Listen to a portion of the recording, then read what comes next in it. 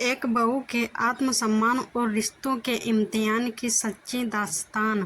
Bro property तुम्हारी है, ना कि तुम्हारे माता पिता की। चुपचाप कल अपने मायके जाओ और उनसे कहो कि उस ज़मीन के पेपर तुम्हें दे दें। बस बहुत हुआ, इसके आगे हमें कुछ नहीं कहना है। मालती जी का स्वर जैसे पूरे घर में गूंज गया।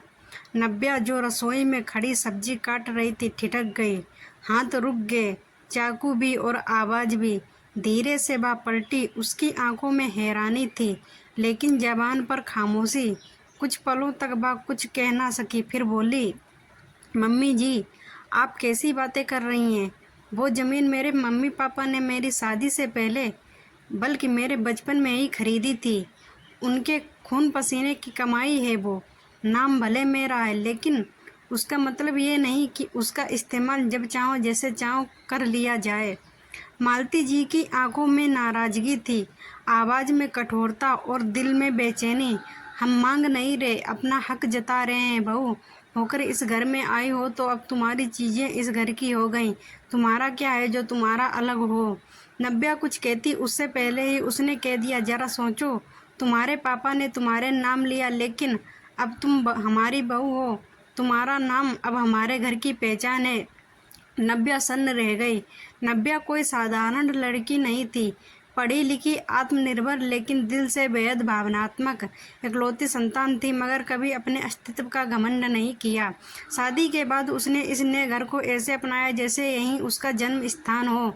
सास ससुर की सेवा, पति मानव की देखभाल, पूरे घर को सलीके से संभालना, यह सब उसने बखूबी निभाया। लेकिन पिछले कुछ महीनों में हालात बदले थे। मानव का कारोबार धीरे धीरे घाटे में जाने लगा।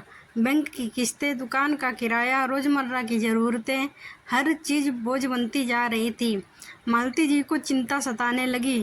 तभी एक दिन उनके दिमाग में वो ज़मीन कौंधी जो नव्या के नाम थी। 500 गज की ज़मीन शहर से बाहर, जिसकी अब कीमत करोड़ों में थी। अगर वो ज़मीन बेच दी जाए तो सब ठीक हो सकता है, मालती जी ने सोचा। उसी रात नव्या अकेले बैठी थी।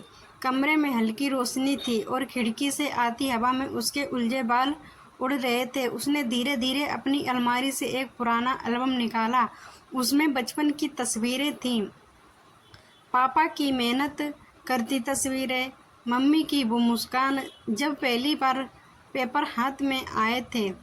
तेरे नाम से ली है ये ज़मीन बेटा, कल को चाहे जो करना, लेकिन इसे अपना सपना समझना। पापा की वो बात उसके कानों में गूंज उठी। नव्या की आंखें भीग गईं। क्या मैं जिद्दी हो रही हूँ, उसने खुद से पूछा, या फिर सिर्फ इतना चाहती हूँ कि मेरी आत्मा मेरे विश्वास से समझौता ना हो। अगली सुबह नव्या ने रोज की तरह नाश्ता तैयार किया। सब कुछ सामान्य था, बस उसके अंदर कुछ असामान्य चल रहा था। मालती जी ने जैसे ही सवाल किया, कल गई थी मायके जमीन के पेपर लेने?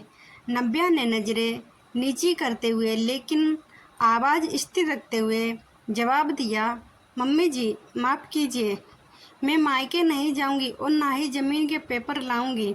मालती जी बिफर गईं। क्या मतलब है तुम्हारा? ये घर तुम्हारा नहीं? हम क्या पराये हो गए हैं? नहीं मम्मी जी। नव्या की आंखों में अब पानी नहीं था, आत्मा थी।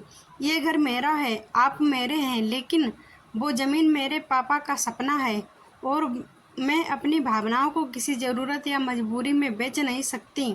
शाम को मानव आया। उसकी थकी आंखों में सवाल थे। मालती जी ने सब बताया। मानव ने नव्या को देखा। नव्या, क्या तुम हमारी मदद नहीं करोगी? उसने नव्या से कहा। नव्या ने लंबे समय बाद उसकी आंखों में आंखें डालकर देखा।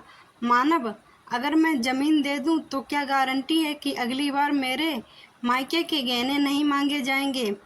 तुम्हें हम पर भरोसा नहीं? मानव की आवाज़ टूटी। नव्या बोली, भरोसा है, लेकिन मेरी चुप्पी को मतलबी मत समझो। अगर तुम मुझसे बात करते समझाते तो शायद मैं खुद मदद करती, लेकिन अब ये मांग नहीं, दबाव बन चुका है और रिश्ते दबाव में टूट जाते हैं। अगले दिन नव्या अपने पापा से मिलने गई। उन्हें सब कुछ बताया। पापा बस मुस्कुराए। बेटा, हमने तुम्हें ज़मीन नहीं दी थी, विश्वास दिया था। आज तुमने वो बचा लिया।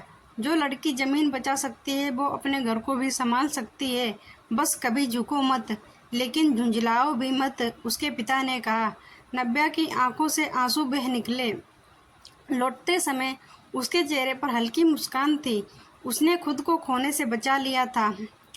अगले कुछ दिन मालती जी चुप रहीं। उन्होंने बात करना बंद कर दिया था, लेकिन नव्या ने उनके प्रति अपना व्यवहार नहीं बदला।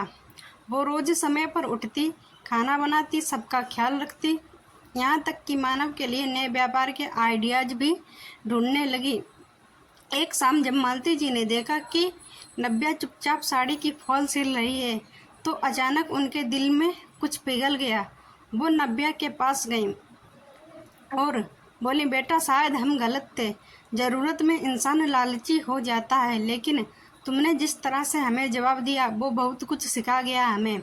नव्या की आंखें भर आईं। मम्मी जी, मेरा दिल हमेशा आपके साथ है, लेकिन मेरी आत्मा वो भी मुझे बचानी थी। कुछ महीने बीते।